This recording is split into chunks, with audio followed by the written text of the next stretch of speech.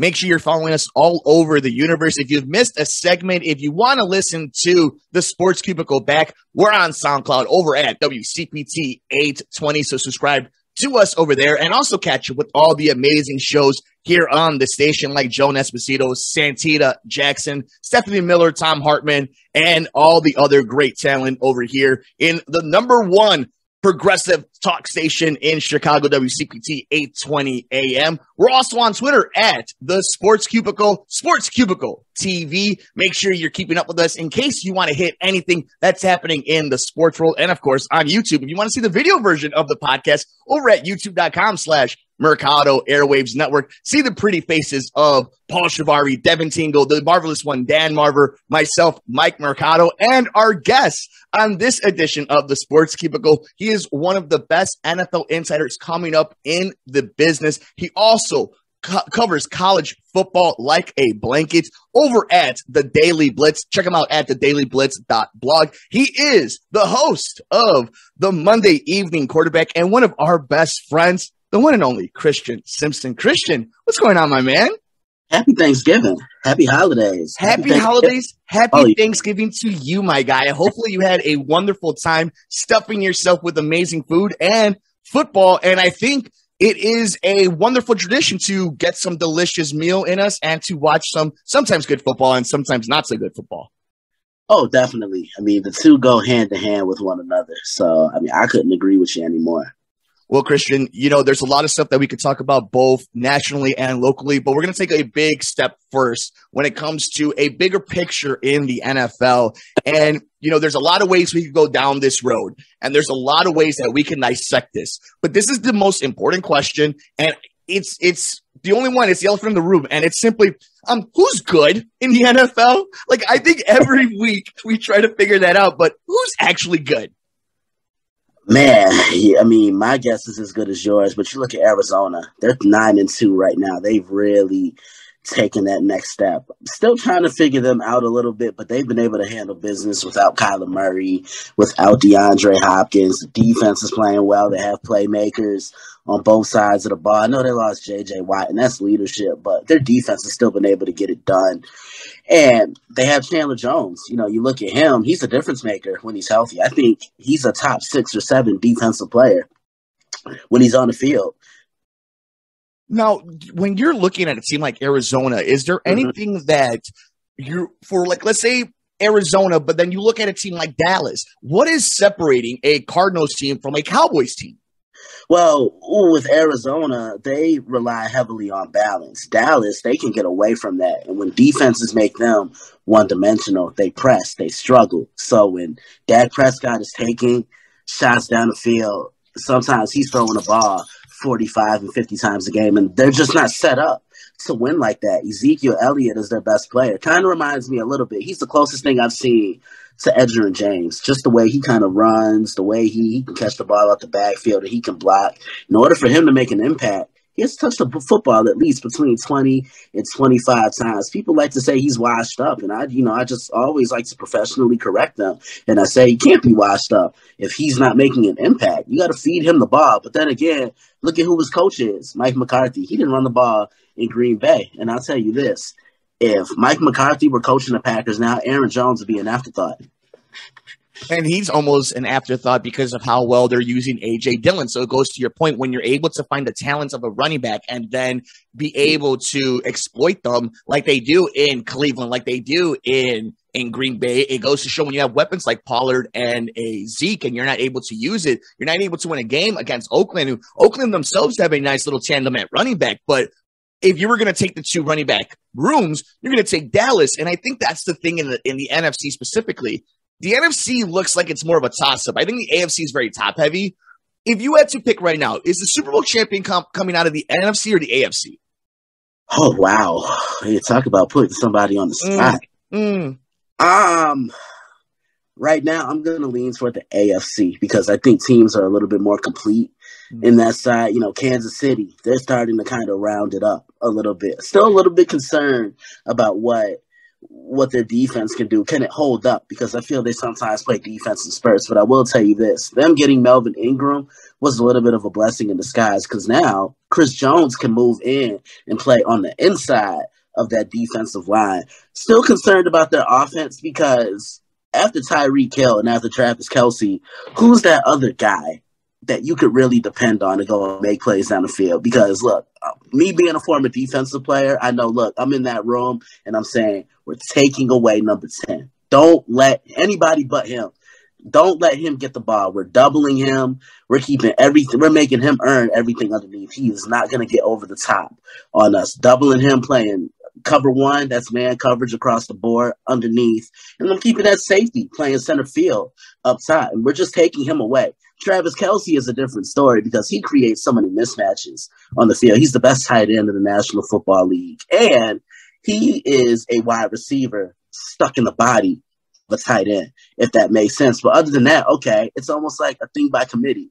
Haven't really used Josh Gordon too much. McCole Hardman is more of a slot guy.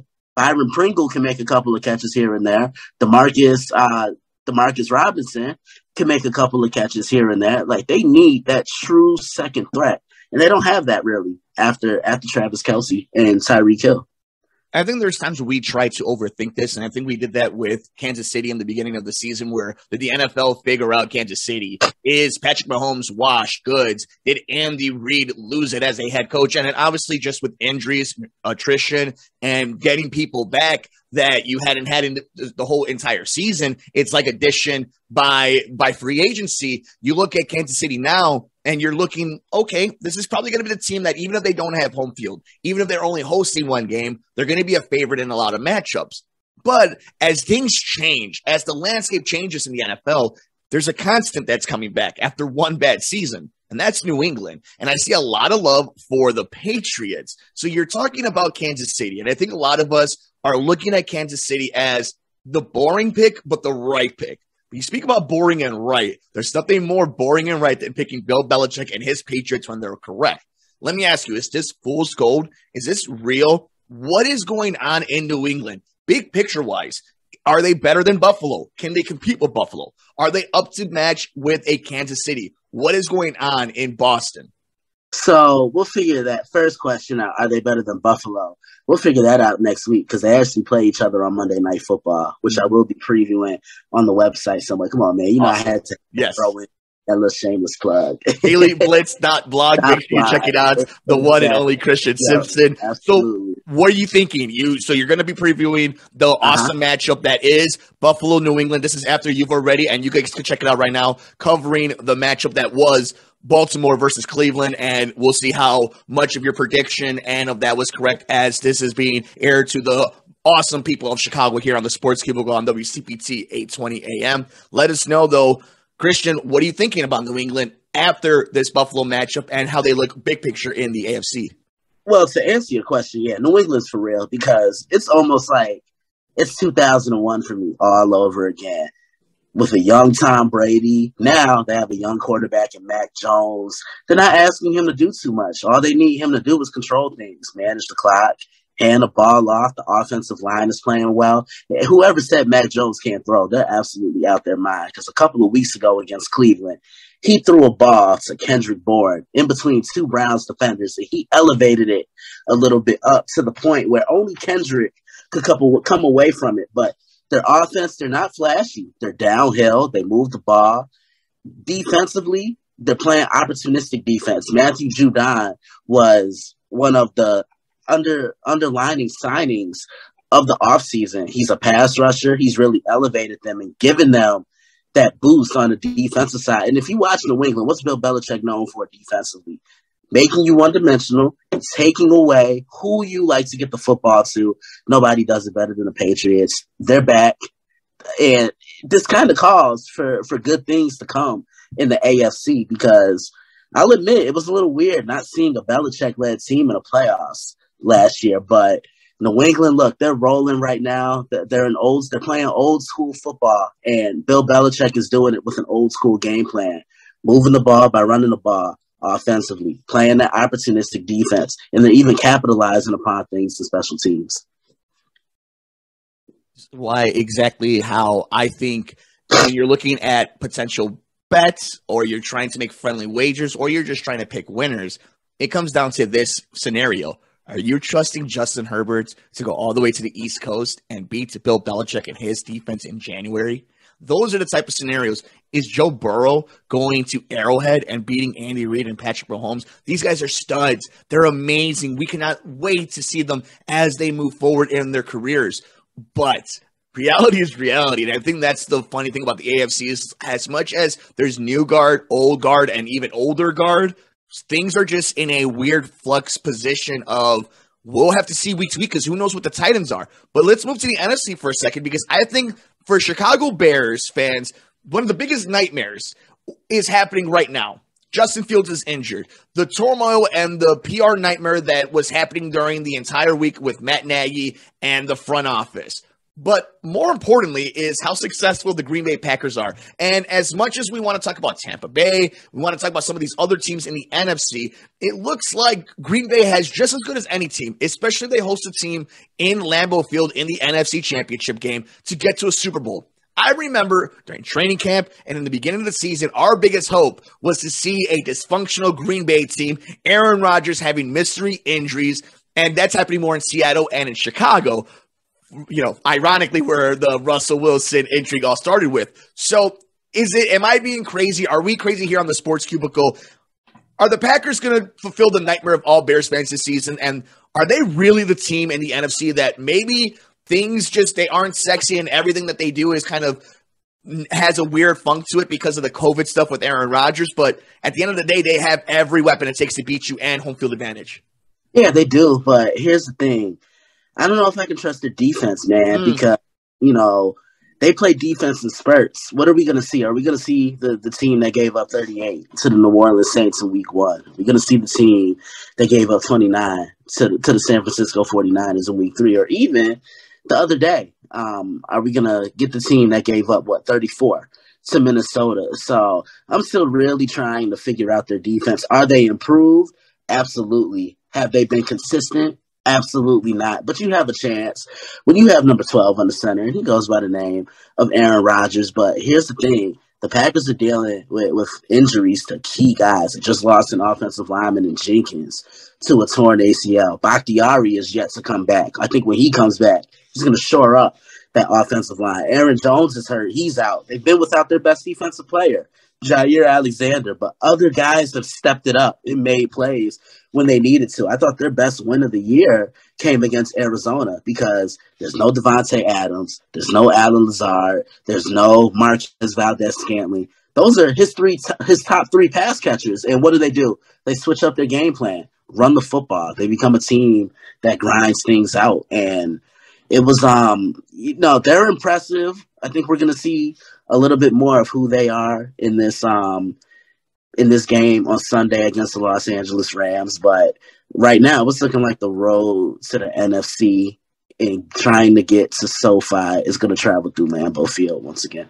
And again, we just mentioned it too, where it's if you're going to put any type of money, any type of just gentleman's agreements, if you will, the idea of Matthew Stafford taking those Rams who – as a starting unit are amazing, but as you start getting down that depth chart are really hard. And again, a game in January in Lambeau Field to get to the Super Bowl, it makes for an intriguing moment. And speaking of intriguing, is the NFL MVP conversation, because it was Derrick Henry for a little while. Then unfortunately the big guy got hurt. Now it's Jonathan Taylor. Is a quarterback going to sneak in and win this thing? Who is the MVP in your humble opinion, Christian Simpson? Wow. Right now, I got to lean with Brady. I mean, he looks so locked in right now. He's still doing it at the highest level at 44 years old. He's so in sync with those receivers in Tampa Bay compared to what we saw around this time a year ago. He just looks more comfortable. It was Derrick Henry for a while, but like you said, unfortunately, the big guy got hurt. But right now, I'm going to lean with Brady. But I'll tell you, I think it's going to get interesting because Josh Allen could enter that conversation. Patrick Mahomes could enter that conversation. But I would love to see somebody who's not a quarterback win it. We haven't seen it since 2012 with Adrian Peterson. Christian, we've kept you long enough from your leftovers, but before we let you go, we need to get a quick thought on what you thought of this crazy week that was a nightmare to start off for Matt Nagy after the big loss, after the injury, and then this reporting that came out of his inevitable firing, then going into Thanksgiving Day, getting a win, only 16 points against the Detroit Lions, all the foolishness that happened afterwards. What were your thoughts on what's going on over at the Lakefront? So I've always said this. I'm not necessarily the biggest fan of firing coaches in season. It depends on what they're doing. Like what John Gruden did, yeah, that's a reason to fire somebody in season because there's no need for that. That's just completely unprofessional. But I know the Bears have been known never to fire a head coach in season, and I don't think they're going to, because if they were going to get rid of him, they would have relieved him of his duties and his responsibilities right now. And it just puts the franchise in a position that they don't want to be in. It creates unnecessary storylines. The players are stuck in between a rock and a hard place because players can grow attached to coaches. And I thought this was just stuff that they didn't know how to handle this week. I'm glad they got the win. That was a game they had to grind out, but you know, things like this happen in the National Football League, unfortunately. Do I think he is going to get fired? Unfortunately, yes. They're going to do it at the end of the year because he hasn't really improved since that first season in the National Football League. You look at Matt Nagy, and that first year when the Bears won those 12 games and they won the division, it's because nobody had tape on him. He didn't innovate. He didn't do anything better after that. I remember somebody asking me a question. This was after Justin Fields first started. Who's to blame for this? Is it coaching or is it the front office for not protecting Justin Fields? I said hands down it's coaching because they're not catering to the quarterback's needs. When you look at Justin Fields, he's a mobile guy. He has to use his legs. Cater to his skill set. Two, you're playing Myles Garrett. He's one of the 3 best defensive players in the National Football League. Chip him, block him. Do something you can to take him away because he can take over a game at any given moment. Another perfect example I'll give you.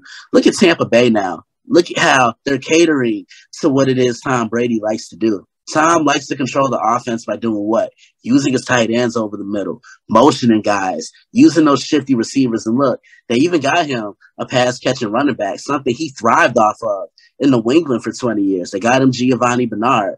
I know he's making a couple of catches here and there. So they've completely misused Justin Fields, in my opinion. And I am also worried that while they might have stunted the growth of Justin Fields, we'll see what happens if Ryan Pace still has a job at the end of the season because he's the one that gets to pick another coach. He's the other one that has lost draft capital. He's the one that spent a lot of money on the defense that isn't playing right now. We've been talking about this scenario. We've been talking about the whole Matt Nagy situation and Ryan Pace this entire episode of the Sports Cubicle, and it's going to be a story we're going to continue to talk about here on the show. But if you want to get everything that is college football and the NFL, there's nobody better than Christian Simpson. It's the dailyblitz.blog, and of course, the amazing podcast that is up and running. Finally, the world has been asking for it, and he has delivered. It is the Monday Evening Quarterback. Christian, where can all the people find you on social media? Yeah, you can find me on Twitter at Daily Blitz _61. Log on to the website, as you just said. Become a subscriber today, which is the dailyblitz.blog. Follow us on Facebook. Go to the search box, type in the Daily Blitz. Hit that thumb, like our Facebook fan page. You can follow us on Instagram as well at the Daily Blitz _61.